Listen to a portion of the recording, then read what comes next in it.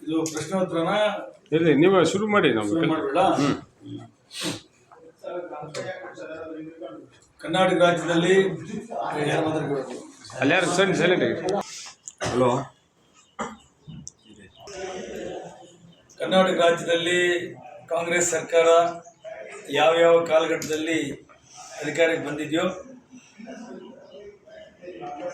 ಯಾಕೆ ಆಯ್ತು, ನಾನು ಮಲ್ಕೊಳ್ತೀನಿ. ನೀವು ಮಾತಾಡ್ತೀನಿ. ಯಾವ್ಯಾವ ಕಾಲಘಟ್ಟ ಕಾಂಗ್ರೆಸ್ ಸರ್ಕಾರ ಬಂದಿದೆಯೋ ಎಲ್ಲ ಕಾಲಘಟ್ಟದಲ್ಲಿ ಶಿಕ್ಷಣ ಕ್ಷೇತ್ರವನ್ನು ಸಂಪೂರ್ಣವಾಗಿ ನಿರ್ಲಕ್ಷ್ಯ ಮಾಡಿದೆ. ಶಿಕ್ಷಣಕ್ಕೂ ಕಾಂಗ್ರೆಸ್ಗೂ ಯಾವುದೇ ಸಂಬಂಧ ಇಲ್ಲ. ಹಾಗಾಗಿ ಯಾವುದೇ ಜ್ಞಾನ ಇಲ್ಲದೆ ಇರುವ ವ್ಯಕ್ತಿಯನ್ನ ಶಿಕ್ಷಣ ಇಲಾಖೆ ಸಚಿವರನ್ನಾಗಿ ಮಾಡಿದ್ದಾರೆ.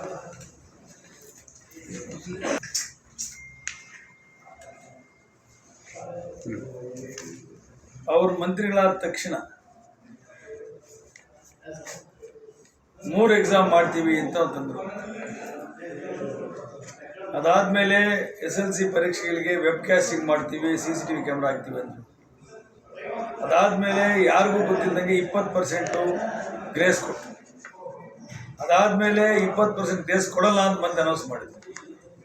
ಅದಾದಮೇಲೆ ಮೊನ್ನೆ ಪಾಸ್ ಮಾರ್ಕ್ಸ್ ಬರೀ 33 ಸಾಕು, 35 ಬೇಡ ಅಂತ ಹೇಳಿ ಒಂಥರ ಈ ತುಘಲಕ್ ದರ್ಬಾರ್ ಥರ ಇದು, ಒಂಥರ ತಿಕ್ಕಿಲ್ ದೊರೆ ಇದ್ದಾಗೆ. ಸ್ವಂತ ಕನ್ನಡ ಓದಕ್ಕೆ ಬರಲ್ಲ, ಶಿಕ್ಷಣ ಇಲಾಖೆ ಅರ್ಥ ಮಾಡ್ಕೊಳಕ್ಕೆ ಆಗಲ್ಲ. ಶಿಕ್ಷಕರ ಮೇಲೆ ಅತೀವಾದ ಗದಾಪ್ರಹಾರ ನಿರಂತರವಾಗಿ ಆಗ್ತದೆ. ಇವತ್ತು ಶಿಕ್ಷಕರು, ಉಪನ್ಯಾಸಕರು ಒಳ್ಳೆಯ ವಾತಾವರಣದಲ್ಲಿ ಕೆಲಸ ಮಾಡುವ ಒಂದು ವ್ಯವಸ್ಥೆ ಇಲ್ಲವೇ ಇಲ್ಲ. ಶಿಕ್ಷಕರನ್ನ ಗುಲಾಮನಂತೆ ನಡೆಸ್ಕೊಳ್ತಾ ಇದ್ದಾರೆ. ಜಾತಿ ಗಣತಿ ಜೊತೆಗೆ ಆರ್ಥಿಕ ಸಮೀಕ್ಷೆ ಇವೆಲ್ಲವನ್ನು ನಾವು ಹೇಳ್ದಂಗೆ ಮಾಡಬೇಕು, ಇದೇ ಸಮಯದೊಳಗೆ ಮಾಡಬೇಕು ಅಂತೇಳಿ ಅವೈಜ್ಞಾನಿಕವಾಗಿ ಶಿಕ್ಷಕರ ಮೇಲೆ ದಬ್ಬಾಳಿಕೆ ದೊಡ್ಡ ಪ್ರಮಾಣದಲ್ಲಿ ನಡೀತಾ ಇದೆ. ಶಿಕ್ಷಣ ಇಲಾಖೆ ಕಚೇರಿಗಳು ಭ್ರಷ್ಟಾಚಾರದಿಂದ ತಾಂಡವಾಡ್ತಾ ಇದೆ. ಯಾವುದೇ ಶಿಕ್ಷಕ ಏನೇ ಕೆಲಸಕ್ಕೆ ಹೋಗ್ಬೇಕಾದ್ರೂ BO ಕಚೇರಿಯಿಂದ ಹಿಡಿದು ಕೋಲಾರ ದಾಟ್ಕೊಂಡು ಬೆಂಗಳೂರು ತನಕ ಹೋದ್ರೂ ಭ್ರಷ್ಟಾಚಾರಕ್ಕಂತೂ ಕೊನೆ ಇಲ್ಲ. ಇದನ್ನು ಕೇಳುವ ಒಬ್ಬ ಶಿಕ್ಷಣ ಕ್ಷೇತ್ರದ ವಿಧಾನ ಪರಿಷತ್ ಸದಸ್ಯ ನಾಪತ್ತೆ ಆಗಿದ್ದಾರೆ. ಚುನಾವಣೆ ಆಗಿ 1.5 ವರ್ಷ ಆಯಿತು. ನನಗೆ ಕಂಡಂಗೆ ಯಾವ ತಾಲೂಕು ಒಂದು ಭೇಟಿ ಕೊಟ್ಟಿಲ್ಲ, ಒಂದು ಮೀಟಿಂಗ್ ಮಾಡಿಲ್ಲ, ಒಂದು ಪ್ರಶ್ನೆಯನ್ನು ವಿಧಾನ ಪರಿಷತ್ನಲ್ಲಿ ಕೇಳಿಲ್ಲ. ಶಿಕ್ಷಕರಿಗೆ ಚುನಾವಣೆ ಸಮಯದಲ್ಲಿ ಮಂಕುಬೂದು ಎರಚಿ ಮತ ಗಿಟ್ಸ್ಕೊಂಡು ಹೋದ ವ್ಯಕ್ತಿಗಳು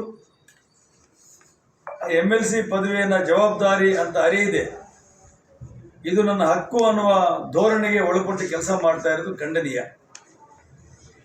ಹಾಗಾಗಿ ಇವತ್ತು ಇಡೀ ಶಿಕ್ಷಣ ಕ್ಷೇತ್ರ, ಶಿಕ್ಷಕರು ದಿಕ್ಕು ದಿಸೆ ಇಲ್ಲದೆ ಅನಾಥರಾಗಿ ಬದುಕ್ತಾ ಇದ್ದಾರೆ. ಕಾಂಗ್ರೆಸ್ ಪಕ್ಷದ ಪ್ರಣಾಳಿಕೆಯಲ್ಲಿ NPS ಅನ್ನು ತೆಗೆದುಹಾಕಿ OPS ತರ್ತೀವಿ ಅಂತ ಹೇಳಿದ್ರು. ಸರ್ಕಾರ ಬಂದು 1 ವರ್ಷ ಆದಮೇಲೆ ಈ ಚುನಾವಣೆ ಬಂತು. ಈ ಚುನಾವಣೆಯಲ್ಲಿ NPS ನಾಳೆನೇ ಚುನಾವಣೆ ಆದಮೇಲೆ ಆದೇಶ ಮಾಡಿಸ್ತೀವಿ ಅಂತ ಹೇಳಿ ಭರವಸೆ ಕೊಟ್ಟು ಶಿಕ್ಷಕರಿಗೆಲ್ಲ ಮೋಸ ಮಾಡಿ ಓಟ್ ಹಾಕ್ಸ್ಕೊಂಡು ಗೆದ್ಕೊಂಡು ಹೋದ್ರು. ಇದುವರೆಗೆ 2.5 ವರ್ಷದಿಂದ NPS ಅನ್ನು ತೆಗೆದು OPS ಅನ್ನು ತರುವುದಕ್ಕೆ ಒಂದು ಸಣ್ಣ ಮೀಟಿಂಗು ಮಾಡಿಲ್ಲ, ಒಂದು ಹೆಜ್ಜೆನೂ ಇದು ಸಿಸ್ಟಮ್ ಮುಂದಕ್ಕೆ ಹೋಗಿಲ್ಲ. ಮತ್ತು ಸರ್ಕಾರ ಕೈ ಚೆಲ್ಲಿ ಕೂತಿದೆ, ನಮ್ಮ ಕೈಲಿ ಕೊಡೋಕ್ಕಾಗಲ್ಲ. ಹಾಗಾಗಿ ಇದು ಶಿಕ್ಷಕರು ಮಾಡಿದ ದೊಡ್ಡ ದ್ರೋಹ ಅನ್ನೋದನ್ನು ಹೇಳಲಿಕ್ಕೆ ಇಷ್ಟಪಡ್ತಾ ಇದ್ದೇನೆ. ಶಿಕ್ಷಕರು ಈಗಲಾದರೂ ಎಚ್ಚೆತ್ತುಕೊಳ್ಬೇಕು. ಶಿಕ್ಷಣ ಇಲಾಖೆ ಮಾನವ ಸಂಪನ್ಮೂಲ ಇಲಾಖೆ. ಶಿಕ್ಷಕರಿಗೆ ಪಾಠ ಮಾಡೋ ಕೆಲಸ ಬಿಟ್ಟು ಬೇರೆ ಏನು ಕೆಲಸ ಅವ್ರ ಕೈಲಿ ಮಾಡಿಸ್ಬಾರ್ದು. ಮೊಟ್ಟೆ ಅವರೇ ತರಬೇಕು, ಗ್ಯಾಸ್ ಅವರೇ ಎತ್ಕೊಂಡ್ಬರ್ಬೇಕು, ತರಕಾರಿ ತರಬೇಕು, ಎಲ್ಲ ಬಾಳೆಹಣ್ಣು ಕೊಡಬೇಕು, ಮೊಟ್ಟೆ ಸುಲಿದು ಕೊಡಬೇಕು. ಇವೆಲ್ಲ ನೋಡಿದರೆ ಶಿಕ್ಷಕರು ಪಾಠ ಮಾಡೋಕ್ಕೆ ಸಮಯನೇ ಇಲ್ಲ. ಆದರೆ ದಬ್ಬಾಳಿಕೆ ಮಾಡಿ ಪಾಠ ಮಾಡುವ ವ್ಯವಸ್ಥೆ ಬಂದಿದೆ. ಆದ್ರೂ ಪ್ರಾಮಾಣಿಕವಾಗಿ ವಿಶೇಷ ತರಗತಿಗಳು, ಭಾನುವಾರ ರಜೆಗಳು, ಶನಿವಾರ ರಜೆಗಳು, ದಸರಾ ರಜೆಗಳು ಎಲ್ಲವನ್ನೂ ಕಳ್ಕೊಂಡು ಕೆಲಸ ಮಾಡಿದ್ರೂ ಶಿಕ್ಷಕರಿಗೆ ಇಲಾಖೆಯಲ್ಲಿ ಗೌರವ ಸಿಗ್ತಾ ಇಲ್ಲ ಅನ್ನೋ ಮಾತನ್ನು ಬಹಳ ನೋವಿನಿಂದ ಹೇಳಕ್ಕೆ ಇಷ್ಟಪಡ್ತೇನೆ. ಹಾಗಾಗಿ ನಾನು ಸರ್ಕಾರ ಆಗ್ರಹ ಮಾಡ್ತಾ ಇದ್ದೇನೆ, ಈ ರಾಜ್ಯದಲ್ಲಿ ಎಲ್ಲ ಇಲಾಖೆಗಳಿಗೂ ಯಾವುದೋ ಒಂದು ಕಾಲಘಟ್ಟದಲ್ಲಿ ಕಾಯಕಲ್ಪ ಸಿಕ್ಕಿದೆ, ಆದರೆ ಶಿಕ್ಷಣ ಇಲಾಖೆಗೆ ಕಾಯಕಲ್ಪ ಸಿಕ್ಕಿಲ್ಲ. ಶಿಕ್ಷಣ ಇಲಾಖೆಗೆ ವಿಶೇಷವಾದ ಒತ್ತನ್ನು ಕೊಡಬೇಕು. ಒಳ್ಳೆಯ ಪ್ರಜ್ಞಾವಂತ ಮಂತ್ರಿಗಳನ್ನು ಶಿಕ್ಷಣ ಇಲಾಖೆಗೆ ನಿಯೋಜಿಸಬೇಕು. ಶಿಕ್ಷಣ ಇಲಾಖೆಗೆ ಪ್ರಾಮಾಣಿಕ ಅಧಿಕಾರಿಗಳನ್ನು ನಿಯೋಜನೆ ಮಾಡುವ ಮುಖಾಂತರ ಶಿಕ್ಷಣ ಅಟ್ಲೀಸ್ಟ್ ಎಲ್ಲ ಈ ಸರ್ಕಾರ ಭ್ರಷ್ಟಾಚಾರ ತುಂಬಿ ತುಳುಕ್ತಾ ಇದೆ, ಆದರೆ ಶಿಕ್ಷಣ ಇಲಾಖೆಯನ್ನು ಮಾತ್ರ ಅಟ್ಲೀಸ್ಟ್ ಒಂದು ಭ್ರಷ್ಟಾಚಾರ ಮುಕ್ತ ಇಲಾಖೆಯನ್ನು ಮಾಡೋದರಲ್ಲಿ ಪ್ರಾಮಾಣಿಕ ಪ್ರಯತ್ನ ಮಾಡಬೇಕು ಅನ್ನೋ ಮಾತನ್ನು ಹೇಳಿ, ಈ ಅನುದಾನ ಶಾಲೆಗಳನ್ನು ಮುಚ್ಚುವ ಹುನ್ನಾರ ಸರ್ಕಾರಕ್ಕಿದೆ. ಹಾಗಾಗಿ ಇದುವರೆಗೂ ಒಂದು ಹುದ್ದೆ ತುಂಬಿಕೊಳ್ಳೋಕೆ ಅವಕಾಶ ಕೊಡಲಿಲ್ಲ. ಮೇಸ್ಟ್ರೇ ಇಲ್ಲದೆ ಇರುವಂಥ ಅನುದಾನ ಶಾಲೆಯಲ್ಲಿ ರಿಸಲ್ಟ್ ಕೊಡೋಕ್ಕೆ ಯಾವ ರೀತಿ ಸಾಧ್ಯ? ರಿಸಲ್ಟ್ ಕೊಟ್ಟಿಲ್ಲ ಅಂದ ತಕ್ಷಣ ಶಾಲೆ ಮುಗಿಸ್ತೀವಿ ಅಂತ ಹೇಳ್ತಾರೆ, ಅನುದಾನ ಕಡಿತಗೊಳಿಸ್ತೀವಿ ಅಂತ ಹೇಳ್ತಾರೆ, ಸಂಬಳ ಮಾಡೋಕ್ಕಾಗಲ್ಲ ಅಂತ ಹೇಳ್ತಾರೆ. ಮೊನ್ನೆ SS ರಿಸಲ್ಟಲ್ಲಿ 60% ಕಡಿಮೆ ಬಂದರೆ ಶಾಲೆ ಮುಚ್ಚುವ ನಿರ್ಧಾರ. ಇವೆಲ್ಲ ಸರ್ಕಾರ ಅವೈಜ್ಞಾನಿಕ ನಿರ್ಧಾರಗಳು.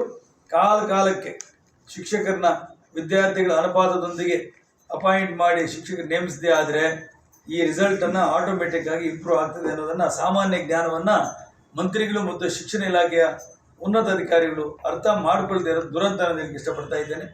ಹಾಗಾಗಿ ಅನುದಾನ ಶಾಲೆಗಳನ್ನ ಮುಚ್ಚಬೇಕು ಅನ್ನೋ ಹುನ್ನಾರ ಸರ್ಕಾರಕ್ಕಿದೆ. ಇದ್ರ ಬಗ್ಗೆ ಶಿಕ್ಷಕರು ಎಚ್ಚರಿಕೆ ನೀಡಬೇಕು ಅನ್ನೋ ಮಾತನ್ನು ಹೇಳಿ, ಸರ್ಕಾರಿ ಶಾಲೆಯ ಶಿಕ್ಷಕರು ಸಹ ವಿಶೇಷವಾದ ಒತ್ತಡದೊಂದಿಗೆ ಇವತ್ತು ಎಲ್ಲ ನೌಕರರ ಪೈಕಿ ಶಾಲೆಯ ಶಿಕ್ಷಕರು ಇವತ್ತು ಬಹಳ ಒತ್ತಡದಲ್ಲಿ ಕೆಲಸ ಮಾಡೋದ್ರಿಂದ ಅವರಿಗೆ BP ಶುಗರ್ ಜಾಸ್ತಿಯಾಗಿ ಬೇರೆ ಬೇರೆ ಕಾಯಿಲೆಗಳು ಬಂದಿದೆ. ಇದನ್ನು ತಡಿಬೇಕು ಅನ್ನೋ ಆಗ್ರಹ ಸರ್ಕಾರಕ್ಕೆ ಮಾಡ್ತಾ ಇದ್ದೇನೆ. ಶಾಲೆಗಳಿಗೆ ಶಿಕ್ಷಕರು ನಿವೃತ್ತಿ ಆಗ್ತಾರೆ, ಹೊಸಬರು ನೇಮಕ ಆಗ್ತಾರಲ್ಲ, ನೇಮಕ ಗೌರವ ಅತಿಥಿ ಶಿಕ್ಷಕರು ಕೊಡ್ತೀವಿ. ಅವ್ರಿಗೂ ವೇತನ ಆಗ್ತಲ್ಲ, ಅವ್ರಿಗೂ ಅತಿಥಿ ಶಿಕ್ಷಕರನ್ನ ಜೂನಲ್ಲಿ ಸ್ಕೂಲ್ ಸ್ಟಾರ್ಟ್ ಆಗುತ್ತೆ. ಜೂನಲ್ಲಿ ಅತಿಥಿ ಶಿಕ್ಷಕರ ಅಪಾಯಿಂಟ್ ಮಾಡಬೇಕು. ಇವರು ನಾಮಕಾವಸ್ಥೆ ಡಿಸೆಂಬರ್ಗೆ ಅಪಾಯಿಂಟ್ ಮಾಡೋದು, ಡಿಸೆಂಬರಿಂದ 3 ತಿಂಗಳು ಸಂಬಳ ಕೊಡ್ತೀನಿ ಹೇಳೋದು, ಆ 3 ತಿಂಗಳು ಸಂಬಳ ಅಕಾಡೆಮಿಕ್ ಇಯರ್ ಆದಮೇಲೆ ಕೊಡೋದು. ಇದು ನನಗೊಂದು ಅರ್ಥ ಆಗ್ತಲ್ಲ, ಇಲಾಖೆ ಏನಾಗ್ತಾ ಇದ್ದೇನೆ. ನಾವಿದ್ದಾಗ ಅಟ್ಲೀಸ್ಟ್ ಗಲಾಟೆ ಮಾಡಿ ತಲೆ ಮೇಲೆ ಕೂತ್ಕೊಂಡು ಸಂಬಳ ಬಿಡುಗಡೆ ಮಾಡಿಸ್ತಾ ಇದ್ವಿ. ಇವತ್ತು ಯಾರು ಕೇಳೋರಿಲ್ಲ, ಸಂಬಳ ಆಗ್ತಾ ಇದೆ. ನೇಮಕ ಆಗಬೇಕಲ್ವ? ನೇಮಕ ಆಗೋಗಿ ಮೊನ್ನೆ ಮಂತ್ರಿ ಹೇಳ್ತಾ ಇದ್ರು, ನಾವು ಒಂದ ಮೇಲೆ 13,000 ಶಿಕ್ಷಕರು ನೇಮಕ ಮಾಡಿದ್ದೀವಿ ಅಂತ. ಎಲ್ಲ ಬೋಗಸ್. ಸುಳ್ಳು ಹೇಳ್ತಾ ಇದ್ದಾರೆ. ಒಬ್ಬ ಟೀಚರ್ ಅಪಾಯಿಂಟ್ ಮಾಡಿಲ್ಲ. ಚಾಲೆಂಜ್ ಮಾಡ್ತೀನಿ ಸರ್, ಈ 13,000 ಶಿಕ್ಷಕರನ್ನ ಅಪಾಯಿಂಟ್ ಮಾಡಿರುವಂತ ಸುಳ್ಳು ಹೇಳೋ ಮಂತ್ರಿ ಶಿಕ್ಷಣ ಇಲಾಖೆಗೆ ಬೇಕೇನ್ರಿ? ಈ ನಡುವೆ ಶಾಲೆಗಳು ಸುಮಾರು ಕಡೆ ಊರುಗಳಲ್ಲಿ ಮುಚ್ಚಿದ್ದಾರೆ ಸರ್, ಅದನ್ನ ಮತ್ತೆ ರೀಓಪನ್ ಮಾಡೋಕ್ಕಾಗಲ್ವಾ ಸರ್? ಸರ್ವ ಶಿಕ್ಷಣ ಅಭಿಯಾನದ ಪ್ರಕಾರ ಆ ಶಾಲೆಯನ್ನ ಮುಚ್ಚಕ್ಕಿಲ್ಲ. ಆ ಒಂದು ನಿಯಮಗಳ ಅಡಿಯಲ್ಲಿ ಶಾಲೆಯನ್ನ ತೆರಿಬೇಕು, ನಡೆಸಬೇಕು. ವಿದ್ಯಾರ್ಥಿ ಸಂಖ್ಯೆ ಇಂಪಾರ್ಟೆಂಟ್ ಅಲ್ಲ. ಪ್ರತಿಯೊಂದು ಹಳ್ಳಿಗೂ ಶಾಲೆ ಇರಬೇಕು ಅನ್ನೋ ಸರ್ವ ಶಿಕ್ಷಣ ಅಭಿಯಾನದ ವಿದ್ಯಾರ್ಥಿಗಳು ಬಂದರೂ ಕೂಡ ಬೇರೆ ಬೇರೆ ಸಮಸ್ಯೆಗಳು ಹೇಳ್ಬಿಟ್ಟು ಏನಾಗಿದೆ, ಗ್ಯಾರಂಟಿ ಯೋಜನೆಗಳಿಗೆ ಬಿದ್ದು ಹಣ ಹಂಚಿಕೆ ಮಾಡಕ್ಕೆ ಆಗದಿರ ಈ ಶಾಲೆಗಳು ಮುಚ್ಚಿ ಮತ್ತೆ ಶಿಕ್ಷಕರನ್ನ ನೇಮಕ ಮಾಡ್ಕೊಳ್ದಿರ ಆ ದುಡ್ಡು ಉಳಿಸಿನೂ ಗ್ಯಾರಂಟಿ ಕೊಡಬೇಕು ಅನ್ನೋ ಹುನ್ನಾರ ಇದರಲ್ಲಿದೆ. ಹಾಗಾಗಿ ಈ ಸರ್ಕಾರ ದಿವಾಳಿ ಆಗಿದೆ. ಸರ್ಕಾರದ ಇಲ್ಲಿ ಅಭಿವೃದ್ಧಿ ಕೆಲಸಗಳು ಶೂನ್ಯ. ಬಹುಶಃ ಯಾವಾಗಲೂ ಇಂಥ ದರಿದ್ರ, ಇಂಥ ಕೆಟ್ಟ ಸರ್ಕಾರ ನೋಡೋಕ್ಕೆ ಸಾಧ್ಯ ಇಲ್ಲ. ಅಂಥ ಸರ್ಕಾರ ಇದೆ. ನೀವು GST ಕಮ್ಮಿ ಮಾಡಿದ್ಮೇಲೆ ಸರ್ಕಾರ ಹೆಂಗೆ ನಡೆಸೋದು? GST ಯಾವ ಕಮ್ಮಿ ಮಾಡಿದ್ದು? ಸೆಂಟ್ರಲ್ ಗೌರ್ಮೆಂಟ್ ಕಮ್ಮಿ ದೀಪಾವಳಿಗೆ GST ಕಮ್ಮಿ ಮಾಡಿದ್ರೆ ಅನುಕೂಲ ಆಗಿಲ್ವಾ? ಸಂಬಳ ಕೊಡೋದು ಹೆಂಗೆ? ಒಂದು ನಿಮಿಷ. GST ಈ ದೇಶಕ್ಕೆಲ್ಲ ಆಗಿದೆ, ಇದು ಕರ್ನಾಟಕಕ್ಕೆ ಮಾತ್ರ ಇಲ್ಲ, ಅದು ದೇಶಕ್ಕೆಲ್ಲ ಆಗಿದೆ. GST ತಂದಿದ್ದು 15 ಲಕ್ಷ ಕೋಟಿ ಕಮ್ಮಿ ಆಗ್ತದಲ್ಲ ಸರ್ಕಾರ. 15,000 ಕೋಟಿ ಕಡಿಮೆ ಆಗಿದೆ. ಸಿದ್ದರಾಮಯ್ಯ ಅಲ್ಲ, ಸುಳ್ಳು, ಬರೀ ಸುಳ್ಳೆ. ಸಿದ್ದರಾಮಯ್ಯ ಒಂದು ಮಾತು ಹೇಳ್ತೀರಪ್ಪ, ಇವಾಗ ಕೋಲಾರ ಜಿಲ್ಲೆಯಲ್ಲಿ 2.5 ವರ್ಷದಿಂದ ಏನು ಅಭಿವೃದ್ಧಿ ಆಗಿದೆ? ದಯವಿಟ್ಟು ಪತ್ರಕರ್ತ ಹೇಳ್ಬೇಕು ನನಗೆ, ಏನು ಅಭಿವೃದ್ಧಿ ಆಗಿದೆ? ಒಂಚೂರು ಶ್ರೀನಿವಾಸಪುರ ಕೋಲಾರ ರಸ್ತೆ ಯಾರಾದರೂ ಗರ್ಭಿಣಿ ಹೆಂಗ್ಸ್ ಏನಾದರೂ ಟ್ರಾವೆಲ್ ಮಾಡಿದ್ರೆ ಡೆಲಿವರಿ ಅಲ್ಲೇ ಆಗೋದು. ಬೆಂಗಳೂರು ರಸ್ತೆನೇ ಅಷ್ಟು ಅಧ್ವಾನ. ಇದೇ ಒಂದು ಹಿಡಿ ಮಣ್ಣು ಹಾಕೋಕ್ಕಾಗಲ್ಲ. ಮಾತಾಡಿದ್ರೆ ಪ್ರತ್ಯಾರೋಪ ಮಾಡೋದು, ಗಮನವನ್ನು ಬೇರೆ ಸೆಳೆಯೋದು, RSS ಬಗ್ಗೆ ಮಾತಾಡೋದು, ಜಾತಿ ಗಣದ ಬಗ್ಗೆ ಮಾತಾಡೋದು, ಜನರ ಮನಸ್ಸನ್ನು ಡೈವರ್ಟ್ ಮಾಡ್ಕೊಂಡು ಕಾಲ ಆಗ್ತಾ ಇದ್ದಾರೆ ಹೊರತು ಅಭಿವೃದ್ಧಿ ಕಡೆ ಗಮನ ಇಲ್ಲ. ಸಿದ್ದರಾಮಯ್ಯನವರು ಗೊತ್ತಿದೆ 2028ಕ್ಕೆ ಜನ ನಮಗೆ ಪಾಠ ಕಲಿಸ್ತಾರೆ. ಹಾಗಾಗಿ ಅಷ್ಟರೊಳಗೆ ನಮ್ಮ ಹೊಟ್ಟೆ ತುಂಬಿಸ್ಕೋಬೇಕು, ಜೋಳಿಗೆ ತುಂಬಿಸ್ಕೋಬೇಕು ಅನ್ನೋ ಒಂದು ಹುನ್ನಾರದಲ್ಲಿ ಕೆಲಸ ಮಾಡ್ತಾರೆ. ಕಾಂಗ್ರೆಸ್ ಸರ್ಕಾರ ಇರ್ತದ ಹೋಗ್ತದೆ ಸರ್? ಸದ್ಯಕ್ಕೆ ಕಾಂಗ್ರೆಸ್ ಸರ್ಕಾರಕ್ಕೆ ತೊಂದರೆ ಆಗಲ್ಲ ಅಂದ್ಕೊಂಡಿದ್ದೇನೆ. ನಾವ್ಯಾರು ಭಾಳ ಅರ್ಜೆಂಟ್ ಆಗಿರಲ್ಲ ಸರ್ಕಾರ ಮಾಡಬೇಕು. 28 ತನಕ ಕಾಯ್ತೀವಿ. 28ಕ್ಕೆ ಜನ ಎದ್ದು ತಿರುಗಿ ಬಿದ್ದು ಕಾಂಗ್ರೆಸ್ ಅನ್ನ ಈ ಕರ್ನಾಟಕ ರಾಜ್ಯದ ಓಡಿಸ್ತಾರೆ. ನಾವು ನೋಡ್ತಾ ಕೋಲಾರ ಜಿಲ್ಲೆ ನೋಡ್ತಾ ಇದ್ದೀವಿ. ಕೋಲಾರ ಜಿಲ್ಲೆಯಲ್ಲಿರುವ ಈ ಕಾಂಗ್ರೆಸ್ ಶಾಸಕರ ಸ್ಟೇಟ್ಮೆಂಟ್ಸ್ ನೋಡ್ತಾ ಇದ್ದೀರಿ, ಅವ್ರ ಜಗಳ ನೋಡ್ತಾ ಇದ್ದೀರಿ. ಏನಾದರೂ ಸಂಸ್ಕಾರ ಇದೆಯಾ?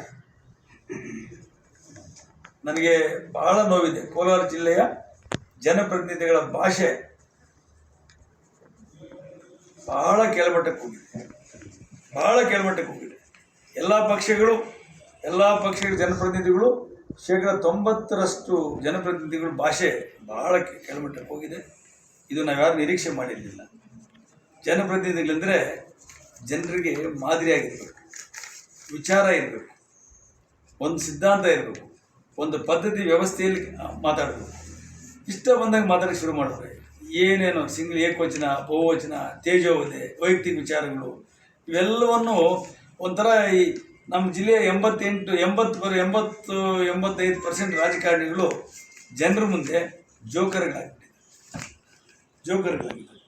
ಮನಸ್ಸಿಗೆ ನೋವಾಗ್ತದೆ. ಹಾಗಾಗಿ ನಾವೆಲ್ಲ ಅರ್ಥ ಮಾಡ್ಕೋಬೇಕು, ರಾಜಕಾರಣದಲ್ಲಿ ಅರ್ಥ ಮಾಡ್ಕೋಬೇಕು. ನಮ್ಮ ಮಾತಿಗೆ ನಾವೇ ಲಕ್ಷ್ಮಣ ರೇಖೆ ಹಾಕ್ಕೋಬೇಕು. ಆವಾಗಲೇ ನಮಗೂ ಸಮಾಜಕ್ಕೆ ಗೌರವ.